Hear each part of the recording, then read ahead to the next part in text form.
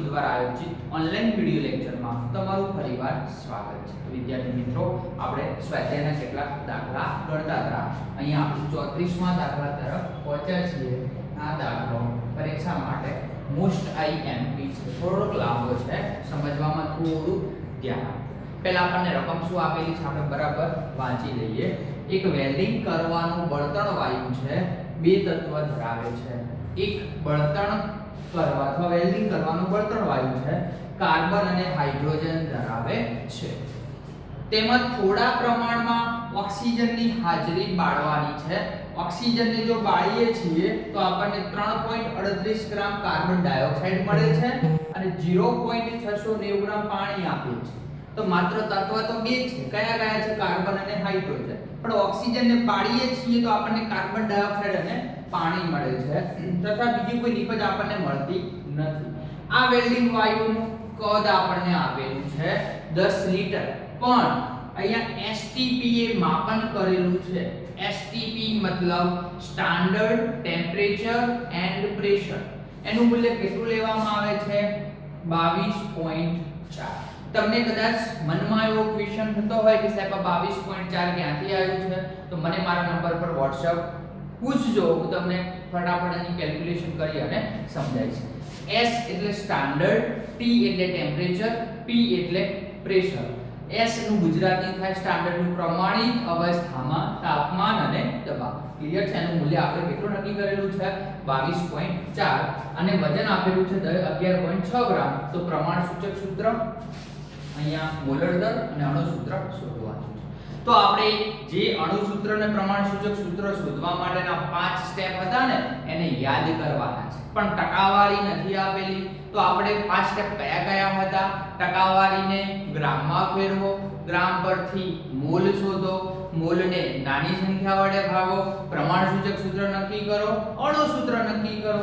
પણ અહીંયા તો આપણને પર્સન્ટેજ આપેલા નથી, તો આપણે ટકાવારી શોધવી પડશે। પહેલા તો સૌપ્રથમ શું કરવું પડશે? ટકાવારી શોધવી પડશે। તો અહીંયા CO2 ઉત્પન્ન થાય છે, CO2। તો CO2 નું આણ્વીય દળ કેટલું છે? Carbon oxygen CO2। તો કાર્બનના 12, ઓક્સિજનના 16 તો 32, કેમ કે બે O2 છે તો 16 તો 32 વત્તા 12 કેટલા ગ્રામ થયા? 44। તો 44 ગ્રામ CO2 માં એક કાર્બન હોય છે, તો કાર્બનનું દળ કેટલું છે? 12 ગ્રામ। બરાબર સમજો, એ 44 ગ્રામ CO2, 44 ક્યાંથી આવે છે? અણુભાર કોનો CO2 નો, એમાંથી કેટલા કાર્બન છે? 1, તો કેટલા ગ્રામ કાર્બન ઉત્પન્ન થાય છે? 12 ગ્રામ કાર્બન ઉત્પન્ન થાય છે। ક્લિયર છે? તો આપણને અહીંયા કેટલા આપેલા છે? 3.38 ગ્રામ CO2 માંથી કેટલા કાર્બન ઉત્પન્ન થાય? તો 3.38 ગુણ્યા 12 ભાગ્યા 44, બરાબર છે? 3.38 ગુણ્યા 12 ભાગ્યા 44, તો એ આપણને કેટલું મળે છે? 0.9218 ગ્રામ કાર્બન। ક્લિયર છે? એ જ રીતે આપણે કોના માટે જોઈશું? H2O માટે। તો H2O કેટલું મોલર દળ છે? 18 ગ્રામ H2O પાણી છે, બરાબર છે? એની અંદર કેટલા ગ્રામ હાઇડ્રોજન આવેલા છે? તો બે હાઇડ્રોજન છે, એક હાઇડ્રોજન નું દળ 1 ગ્રામ, તો બે હાઇડ્રોજન નું દળ કેટલા ગ્રામ છે? 2 ગ્રામ હાઇડ્રોજન આવેલા છે, પણ આપણને કેટલા માટે પૂછેલું છે? 0.690 માં કેટલા? તો આપણે શું કરશું? 0.690 * 2 ભાગ્યા 18। ક્લિયર છે? તો 0.692 * 2 ભાગ્યા 18 આપણને કેટલું મળે છે? 0.0767 ગ્રામ હાઇડ્રોજન। ક્લિયર છે? ચલો, આપણને કાર્બન અને હાઇડ્રોજન બે તત્વ આપેલા હતા, બેના દળ આપણે શોધી દીધા। ક્લિયર છે? તો આપણે કુલ વજન શોધીએ। કુલ દળ કોનું? કાર્બનનું દળ વત્તા હાઇડ્રોજનનું। કાર્બનનું દળ આપણને કેટલું મળ્યું છે? 0.9218 વત્તા 0.0767 0.0767 તો હું બંનેનો સરવાળો કરું છું તો મૂલ્ય મને કેટલું મળે છે બરાબર ધ્યાન આપજો 0.9985 કેટલું મળે છે કુલ ટોટલ કેટલું મળે છે કુલ કોનું તો આ બંનેનો સરવાળો કરીએ છીએ ત્યારે 0.9985 ગ્રામ આપણને મળે છે હવે યાદ કરો બંધારણીય ટકાવારી કોના માટે કાર્બન માટે તો બંધારણીય ટકાવારીનું સૂત્ર શું હતું તે તત્વનું દળ ભાગ્યા કુલ દળ ગુણ્યા 100 તો તે તત્વ એટલે કાર્બનનું દળ ભાગ્યા કુલ દળ ગુણ્યા 100 બરાબર ચલો કાર્બનનું દળ તમને કેટલું આપેલું છે 0.9218 ભાગ્યા કુલ દળ તમે હમણાં શોધ્યું 0.9985 ગુણ્યા 100 તે તમને પરસેન્ટેજ મળે છે કેટલા મળે છે તો કે 92.38 કેટલા મળે છે 92.38% કાર્બન એ જ રીતે આપણે કોની શોધશું તો કે હાઇડ્રોજનની બંધારણીય ટકાવારી બરાબર હાઇડ્રોજનનું દળ 0.0767 ભાગ્યા કુલ દળ આપણે કેટલું મેળવ્યું 0.9985 ગુણ્યા 100 આપણને આ ટકાવારીનું મૂલ્ય કેટલું મળે છે બરાબર ધ્યાન આપજો તો મળે છે 7.68% હાઇડ્રોજન તો આપણે હવે આપણા મેઈન મુદ્દા પર આવી ગયા તો 5 સ્ટેપનો હવે ઉપયોગ કરો સ્ટેપ 1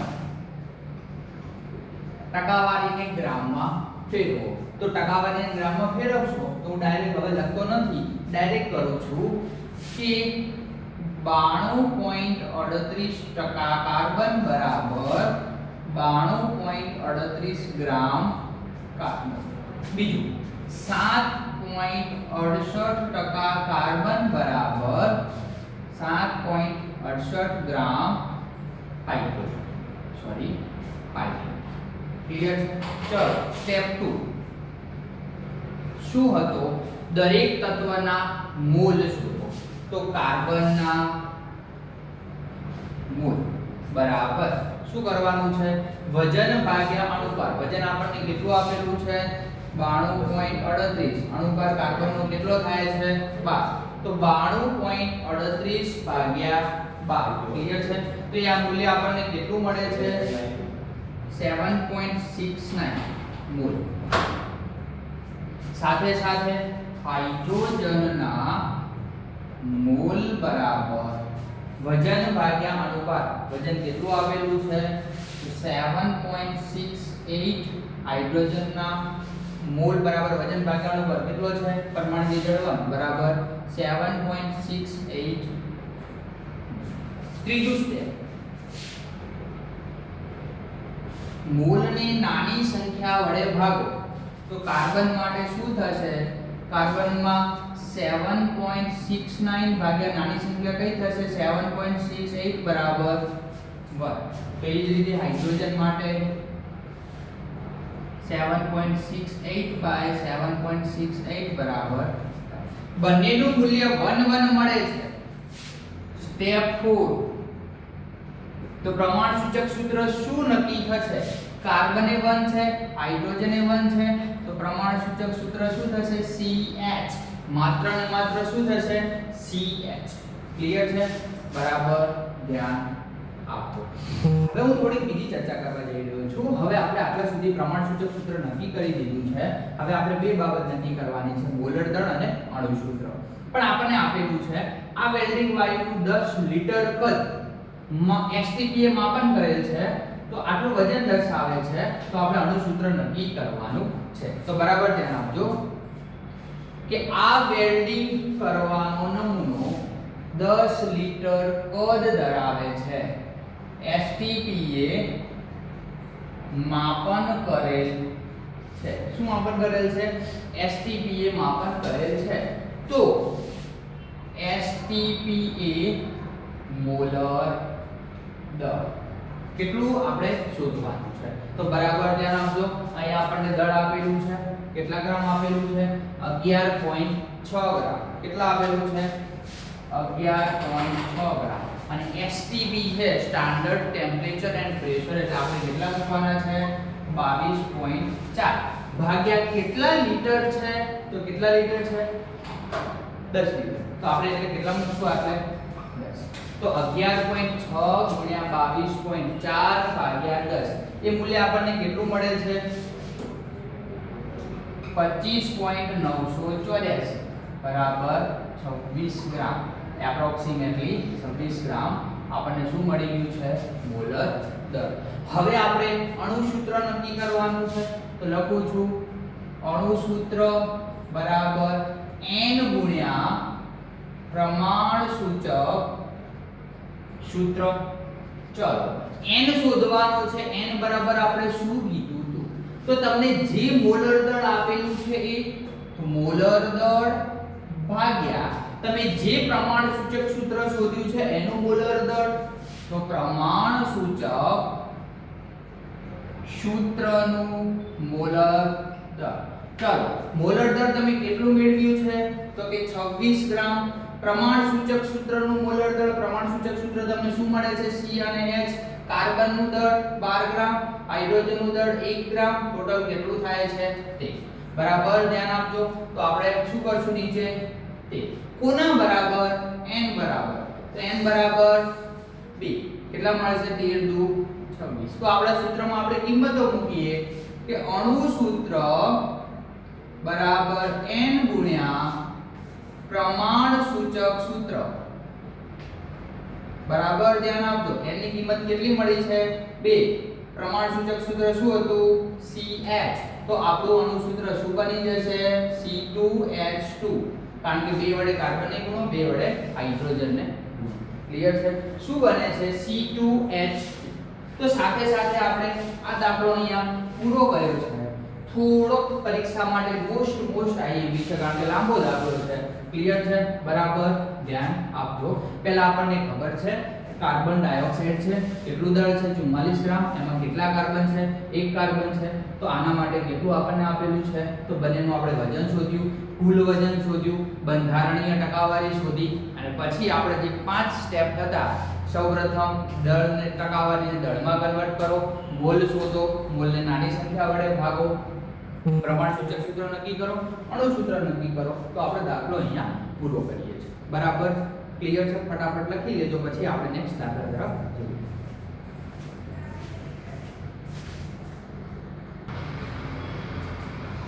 ચલો વિદ્યાર્થી મિત્રો, તો આપણે હવે નેક્સ્ટ ઉદાહરણ તરફ જઈએ. બરાબર ધ્યાન આપજો. એકદમ સહેલું ઉદાહરણ છે. શું કીધેલું છે આપણને રકમમાં? કેલ્શિયમ કાર્બોનેટ CaCO3 જલીય HCl સાથે પ્રક્રિયા કરે છે અને નીચેની પ્રક્રિયા દ્વારા બે વસ્તુ આપણને આપે છે, CaCl2 અને CO2 આપે છે. તો કેલ્શિયમ કાર્બોનેટ વત્તા હાઇડ્રોક્લોરિક એસિડ CaCl2 CO2 અને પાણી બનાવે છે. તો જો 25 ml 0.75 m એટલે મોલારિટી આપેલી છે, સંપૂર્ણ રીતે પ્રક્રિયા કરવા માટે CaCO3 નું કેટલું દળ જોઈએ? તો પહેલા આપણે દળ શોધવું પડશે. કોનું? HCl નું. તો મોલારિટી નું સૂત્ર શું હતું? બરાબર ધ્યાન આપો.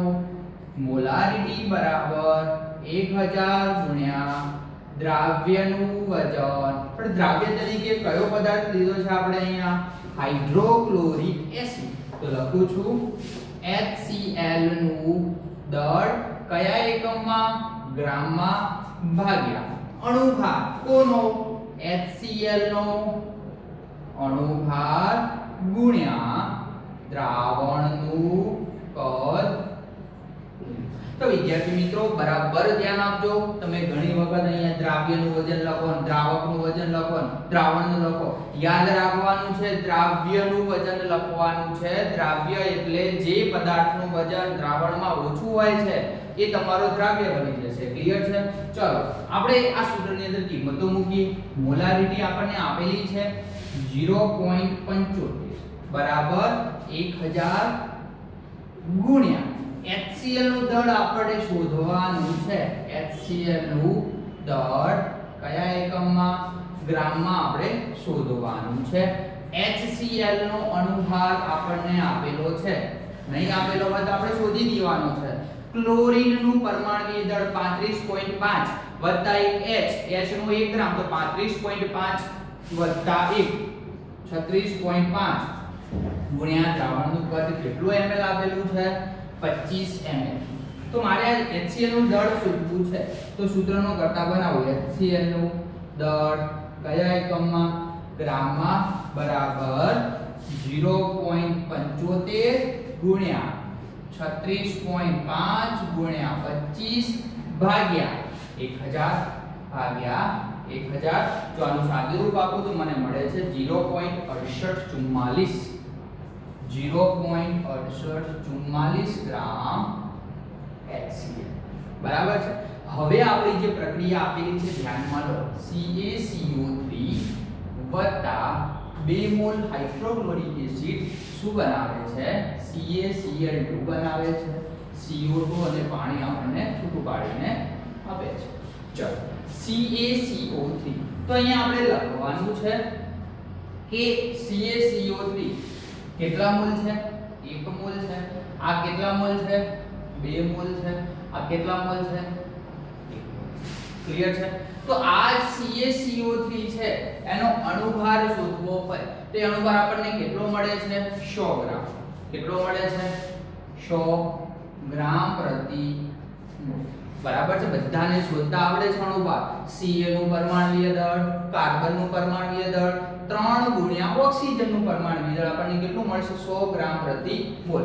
હાઇડ્રોક્લોરિક એસિડ નું પરમાણુય દળ કેટલું થાય છે તો કે 35.5. ક્લિયર છે. પ્લસ 1 છે હાઇડ્રોજન તો આપણે કેટલું મૂક્યું છે અહીંયા 36.5. કેટલું મૂક્યું છે તો 2 ગુણ્યા 36.5 ગ્રામ પ્રતિ મોલ. કેમ મેં 2 ગુણ્યા કર્યું? હાઇડ્રોક્લોરિક એસિડના કેટલા મોલ આપેલા હતા 2. 1 મોલ હોય તો આટલું 2 મોલમાં કેટલું. તો આપણે એવું લખી શકીએ કે 2 ગુણ્યા 36.5 ગ્રામ પ્રતિ મોલ HCl માંથી આપણને કેટલું CaCO3 મળે છે તો કે 100 ગ્રામ પ્રતિ મોલ CaCO3. તો આપણે હમણાં શોધ્યું 0.6844 ગ્રામ HCl લઈએ. કેટલું 0.6844 ગ્રામ HCl લઈએ તો એના માટે આપણે કેટલા ગ્રામ કેલ્શિયમ કાર્બોનેટ નું દળ જોઈએ તો શું કરશું કે 0.6844 ગુણ્યા 100 ભાગ્યા 2 ગુણ્યા 36.5. બરાબર છે. આનો ને આનો ગુણાકાર ભાગાકારમાં 2 ગુણ્યા 36.5 એ આપણને કેટલું મળે છે બરાબર ધ્યાન આપજો 0.9375 ગ્રામ CaCO3.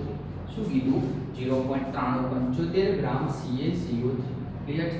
એકદમ સહેલો દાખલો હતો. ફટાફટ જોઈ લો પછી આપણે સ્વાધ્યાયના છેલ્લા દાખલા તરફ જઈએ.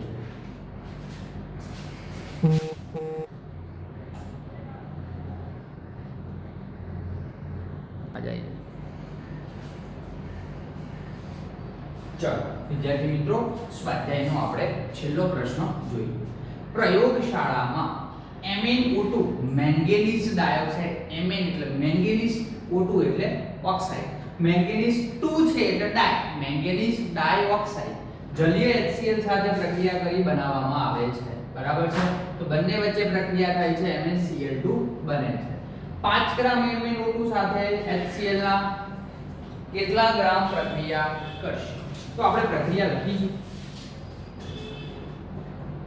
MnO2 it gives 2 mol H2O વત્તા MnCl2 વત્તા Cl2.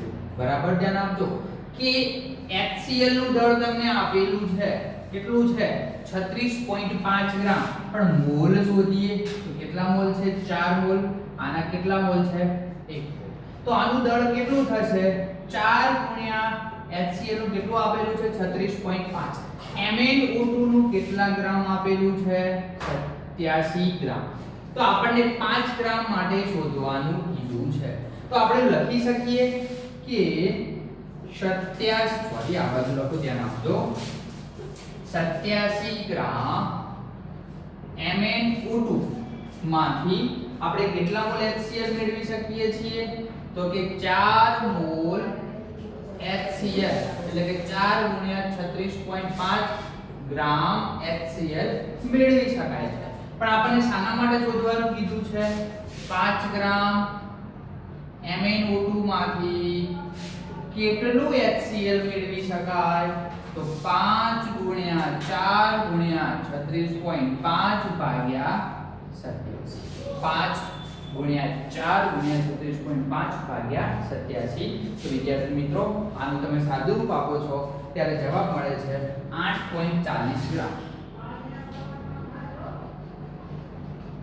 HCl કેટલા ગ્રામ 8.40 ગ્રામ HCl ની જરૂર પડે છે આની સાથે સાથે આપણે સ્વાધ્યાયના બધા જ પ્રશ્નો ચર્ચા કરી જોઈ છે હવે MnO2 છે નંબર 87 આપેલો છે તો Mn ના 54 છે બીજા તમારે O2 ના ઉમેરી દેવાના છે 87 થઈ જશે ક્લિયર છે હવે માત્ર એક નાનો ક્વેશ્ચન બાકી છે અર્થસૂચક અંકો એટલે શું સાર્થક અંકો એટલે શું એ તમે ધોરણ ફિઝિક્સમાં એટલે કે ધોરણ 11 માં ફિઝિક્સના સાહેબ તમને ભણાવી ચૂક્યા છે આપણે નાનું રિવિઝન વાળું કરવાનું છે એટલે કાલે આપણે ચેપ્ટરની પૂર્ણાહુતિ કરી દઈશું ક્લિયર છે થેન્ક યુ